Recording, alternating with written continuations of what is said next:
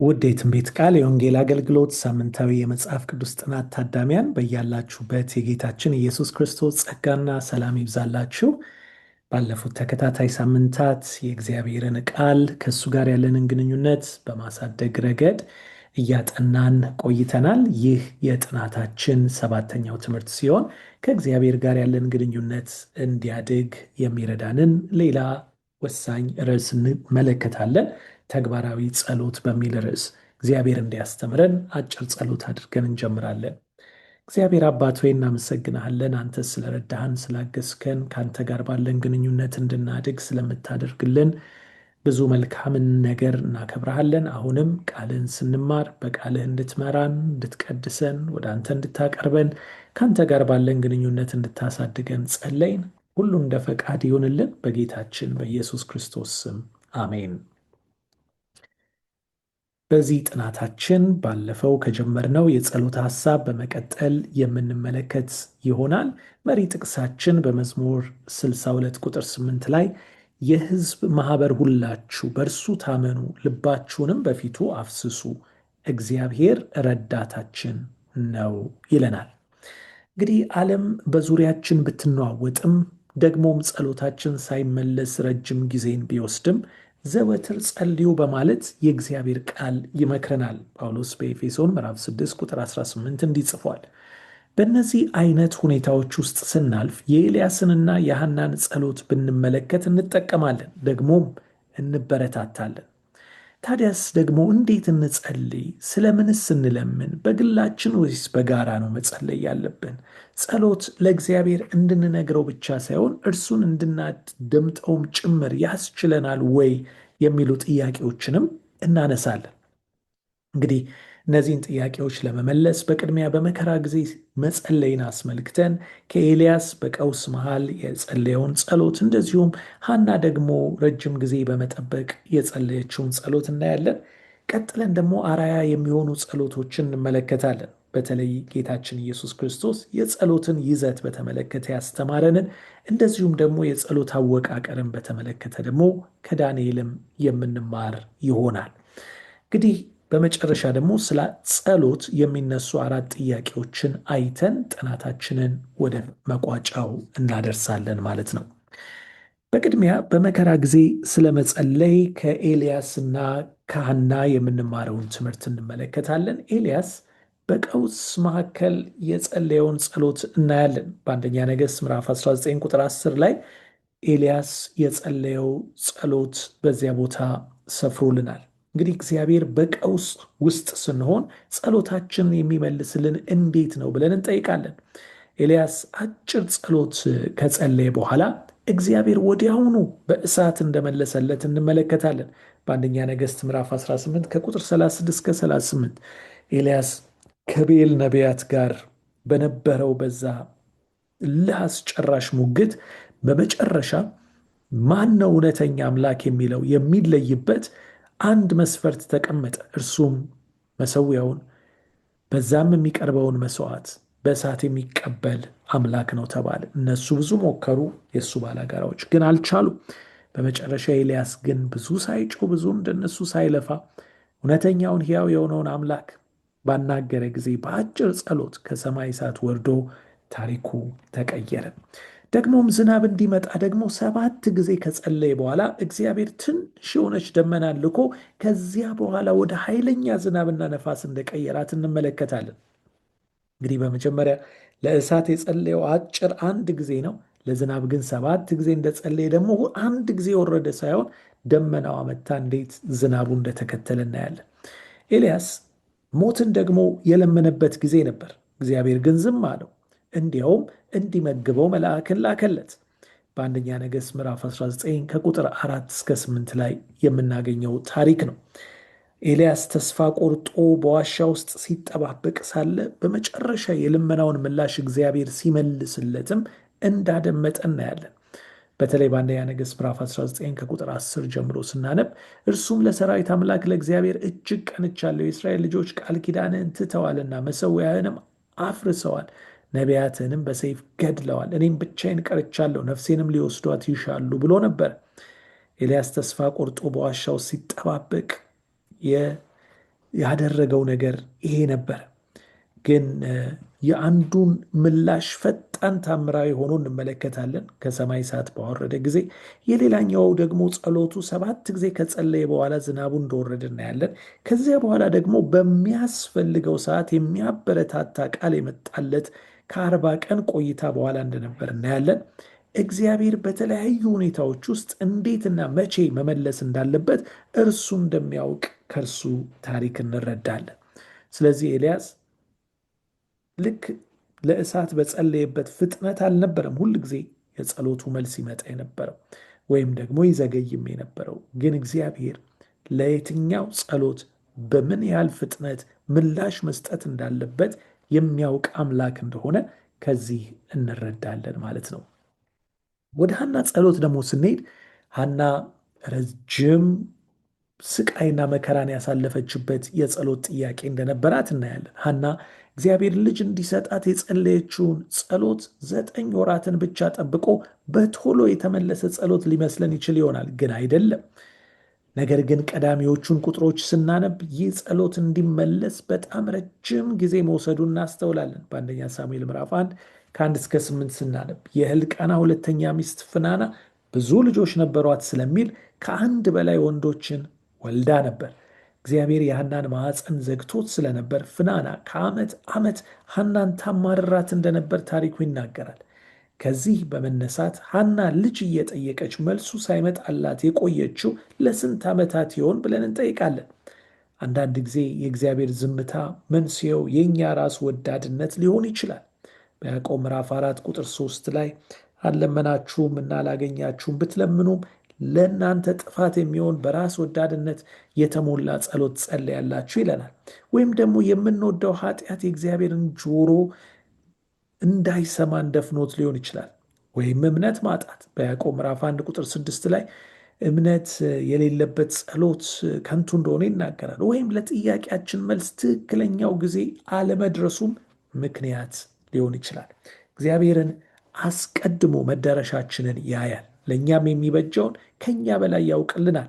በኤርምያስ 29 ቁጥር 11 ላይ ለእናንተ ማስባትን ሐሳብ እኔ ያውቃለሁ፣ ፍጻሜና ተስፋ ሰጣችሁ ዘንድ የእኔ ሐሳብ ሰማይ ከምድር ከፍ እንደሚል እንደዚህ ከፍ ያለ ነው ይለናል። በእምነት የቀረበውን ጸሎት በራሱ ጊዜና በራሱ መንገድ ሳይመልስ ግን መቼም ቢሆን እግዚአብሔር ጸሎታችንን በከንቱ አያስቀርም። አንደኛ ዮሐንስ ምዕራፍ 5 ይህንን ነው የሚነግረን። ቁጥር 14 ቁጥር 15 እንደ ፈቃዱ ምንለምን እሱ ሰምቶ የሚመልስ አምላክ እንደሆነ ይነግረናል። ስለዚህ ሕፃን ጸለይኩ አለች ሐና በአንደኛ ሳሙኤል 1:27 ላይ እግዚአብሔርም የለመንኩትን ልመናዬን ሰምቶኛልና ትላለች። ወገኖቼ እኛም ምናልባት የተለያዩ የጸሎት ጥያቄዎችን በእግዚአብሔር ፊት ስናቀርብ መልስ አለመምጣቱ፣ ዝም ማለቱ፣ መቆየታችን እየቆየን ደግሞ አሁንም በቆይታ ላይ ቆይታ መጨመሩ የበለጠ ሊያሳስበን ይችል ይሆናል። ግን አንድ ነገር እናውቃለን፣ እግዚአብሔር ሳይመልስ የሚተው እውነተኛ ጸሎት የለም። ስለዚህ ወደ እርሱ መቅረብ አሁንም ማቋረጥ የለብንም። በመቀጠል የምናየው ደግሞ አርአያ የሚሆኑን ጸሎቶች በመጽሐፍ ቅዱስ ተሰጥተውን እንመለከታለን። አንደኛው ጌታችን ኢየሱስ ክርስቶስ ራሱ ያስተማረው ነው። እንግዲህ እናንተስ እንዲህ ጸልዩ በማለት የጸሎትን ቋንቋ የሰጠበትን ትምህርት እናገኛለን። በሰማያት የምትኖር አባታችን ሆይ ብለን እንድንጸልይ በማቴዎስ 6 ቁጥር 9 ላይ ያስተምረናል። እንግዲህ በሰዎች ዘንድ አድናቆትንና ምስጋናን ለማግኘት በፊታቸው ረዥም ዝርዝር ጸሎትን ማድረግ ኢየሱስ ያስተማረን የጸሎት መንገድ እንዳልሆነ በግልጽ እንረዳለን። በማቴዎስ 6 ከ5 እስከ 8 ላይ ጌታችን እንዲህ አትጸልዩ ይላል። እንደ አሕዛብ አትጸልዩ ለማስመሰል፣ እንደዚሁም ደግሞ የበለጠ አማልክቶቻችሁን ወደ እናንተ ዝቅ ብለው እንደሚመጡ በማሰብ አሕዛብ ይጸልያሉ፣ እንደዛ አትጸልዩ ይለናል። ወይም እንደ ፈሪሳውያን ደግሞ ሰውን ለማስደመም አትጸልዩ ይለናል። ይልቁንም ስንጸልይ ጸሎታችን ልባዊ ከውስጣችን የመነጨ ደግሞም ቀላል ሆኖ በመደበኛ ቋንቋ ሊቀርብ እንደሚገባው ከልብ በሚፈልቅ ቋንቋ ሊቀርብ እንደሚገባው ቃሉ ይናገራል። ጸሎት የሕይወታችን ዋነኛ ክፍል ነው። እንዲህ ይላል ሃይ ኮሊንግ በተሰኘው መጽሐፍ ላይ በአጭሩና ትኩረቱን ባልሳተ መልኩ የሚያስፈልጋችሁን ብቻ በመጠየቅ መጸለይን ተማሩ። እግዚአብሔር ብቻ ሊሰማችሁ በሚችልበት ቦታዎች ላይ ደግሞ ድምፃችሁን ከፍ አድርጋችሁ መጸለይን ተማሩ። የግብዝነት ጸሎትን ትታችሁ ከልብ በሆነ መንፈስ የነፍሳችሁን የሕይወት እንጀራ ረሃብ ግለጹለት ይለናል። ታዲያ ጌታችን ኢየሱስ ክርስቶስ አርያ የሆነውን ጸሎት ሲሰጠን እንዲህ በማለት ነበር ያስተማረን። በቅድሚያ በሰማይ የምትኖር አባታችን ሆይ ብላችሁ ጸልዩ አለ። ይህ ከሰው ልጆች ሁሉ ፈጣሪ ጋር ያለንን የአባትና የልጅ ግንኙነት እውቅና መስጠት እንዳለብን፣ በጸሎት ወደ እሱ ስንቀርብ የምንቀርበው ማን እንደሆነ ማስተዋል እንዳለብን ይናገራል። ቀጥሎ ደግሞ ስም ይቀደስ ብላችሁ ጸልዩ ይለናል። ለእግዚአብሔር ቅድስና እውቅና መስጠት፣ በፊቱ በአክብሮትና በፍርሃት እንድንቀርብ ያደርገናል። ያም ብቻ አይደለም፣ መንግስት ትምጣ ብለን ስንቀጥል ደግሞ በተለየ መንገድ የኢየሱስን ምጽአት በጉጉት እንጠብቃለን። መንግስቱ ወደ ልባችን እንድትመጣ፣ እሱ በእኛ ውስጥ ገዢ ጌታ እንዲሆን የሕይወታችንን ሙሉ ባለቤትነት ለእሱ እናስረክባለን። ቀጥለን ፈቃድ በሰማይ እንደሆነች እንዲሁም በምድር ትሁን ስንል ደግሞ የመለኮትን ልዕልና እንቀበላለን። የእግዚአብሔር ፈቃድ በሕይወታችንና በዓለም ውስጥ እንዲፈጸም እንለምናለን። እንግዲህ ይህን ካልን በኋላ የዕለት እንጀራችንን ስጠን ብለን ደግሞ ወደኛ ለመኖር የሚያስፈልገንን አካላዊ ፍላጎታችንን መንፈሳዊውን ጨምረን ደግሞ እንጠይቃለን። እኛም ደግሞ የበደሉንን ይቅር እንደምንል በደላችንን ይቅር በለን እንላለን። ንስሐ መግባት፣ ይቅርታን መለመን፣ እግዚአብሔር እኛን ይቅር እንደሚለን ሁሉ እኛን የጎዱንን ሰዎች ሁሉ ደግሞ እኛም ይቅር ማለት እንዳለብን ከዚህ እንማራለን። ከክፉ አድነን እንጂ ወደ ፈተና አታግባን ደግሞ ይለናል። በእርግጥም በዚህ ዓለም ያለው ክፉ እንዳያገኘን ጥበቃንና ከለላን ከጌታ ልንለምን ይገባል። በመጨረሻ መንግስት ያንተ ናትና ኃይል፣ ክብር ለዘላለሙ ላንተ ይሁን ብለን ደግሞ እንጨርሳለን። ይህ በግልጽ እንደሚያሳየን በእውነት እግዚአብሔር ሊመሰገን የሚገባው የኛ የሆነን አለን የምንለውን የምንሰራውን ሁሉ የእግዚአብሔር እንደሆነ እውቅና እንድንሰጥ፣ ክብርና ውዳሴ የሚገባው ለእሱ ብቻ እንደሆነም ደግሞ ይህንን አምነን እንድንቀበል የሚያስተምረን ሆኖ እናገኘዋለን። እንግዲህ ከዚህ የምንረዳው በእርግጥም እግዚአብሔር ትልቅ፣ መልካም፣ ኃያል፣ ቸር አባት እንደሆነ ነው። ዳንኤል በሱ ጸሎት ውስጥ ደግሞ የጸሎት አወቃቀር እናያለን። ማቅ ለብሼ በአመድ ላይ ሆኜ ስጾምና ስጸልይ ለምን ዘንድ ፊቴን ወደ ጌታ አምላክ አቀናው ይለናል። በዳንኤል 9 ከ4 እስከ 19 ላይ የተዘገበው ጸሎት የጸሎትን 4 ዋና ክፍሎች ያቀርብልናል። በቅድሚያ ዳንኤል አምላኩን በማወደስ ይቀርባል፣ ለእግዚአብሔር ውዳሴን ይሰጣል። ከዚያም ደግሞ በመቀጠል ንስሐን፣ ይቅርታን ከአምላኩ ይለምናል። እግዚአብሔር የእርሱን በደል እንደዚሁም ደግሞ የሕዝቡን በደል ይቅር እንዲል ሲጠይቅ እናያለን። ከዛም በመቀጠል ልመናውን ደግሞ ያቀርባል። በእግዚአብሔር ፊት የልመናውን ድምፅ ያሰማል። በመጨረሻም ደግሞ የእግዚአብሔር ቃል በምስጋና ነገሮቻችንን ሁሉ ወደ እሱ ፊት ልናሳርግ እንደሚገባ ይነግረናል። ከምስጋና ጋር በጸሎትና በምልጃ ሁሉን አቅርቡ ተብሎ ተጽፏልና። ገብርኤል ወደ ዳንኤል የመጣው ዳንኤል ጸሎቱን በምስጋና ሳይጨርስ በፊት ነበረ። ይህ የጸሎት መዋቅር ለግል ብቻ ሳይሆን ለጉባኤም ጸሎት ይጠቅመናል። ንስሐንና ይቅርታን የምንለምንበትን ክፍል እንደ ጸሎቱ አንድ አውድ ገጣሚ ማድረግ እንደሚገባን ግልጽ ነው። ይህ መዋቅር የጸሎታችንን ትኩረት በእግዚአብሔር ላይ እንድናደርግ ይረዳናል። ጸሎታችን ከመለኮት መደብር ዕቃ የመግዣ ዝርዝር እንዳይሆንም ይከላከልልናል። ይልቁንም እግዚአብሔር በእኛ ሕይወት ውስጥ ሊያደርግ ሊሰራ የሚፈልገውን እንዲሰራ ፈቃድ የምንሰጥበት ይሆናል። እንግዲህ በመጨረሻ የምናነሳው ደግሞ ስለ ጸሎት 4 ጥያቄዎች በአብዛኛው የሚጠየቁትን እናያለን።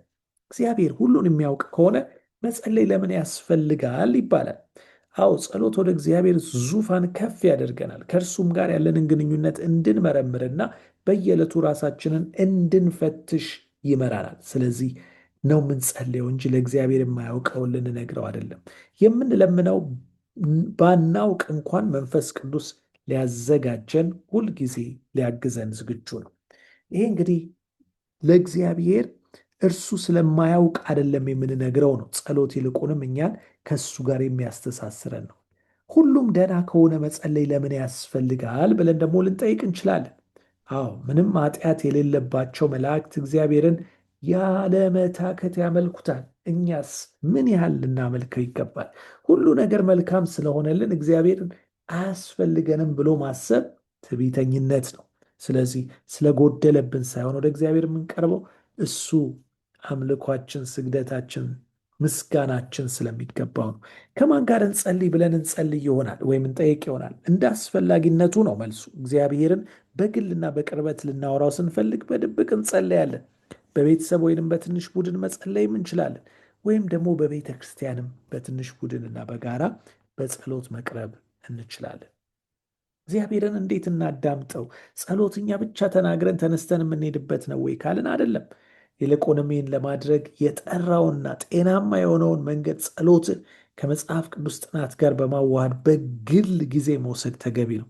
ይህን ስናደርግ ሀሳባችንን ባዶ ከማድረግና ውስጣችንን ብቻ ከመስማት መጠበቅ ይኖርብናል ማለት ነው። ስለዚህ ስንጸልይ፣ ቃሉን ስንከፍት እግዚአብሔር በቃሉ ይናገረናል። እኛ ደግሞ በጸሎት ከእርሱ ጋር እንገናኛለን። እንግዲህ በዚህ እንጨርስ። ጸሎታችን ጉድለታችንን በጥልቀት መረዳትና የምንሻቸውን ነገሮች ከልብ መፈለግ ከሌለበት ምላሽ አያገኝም።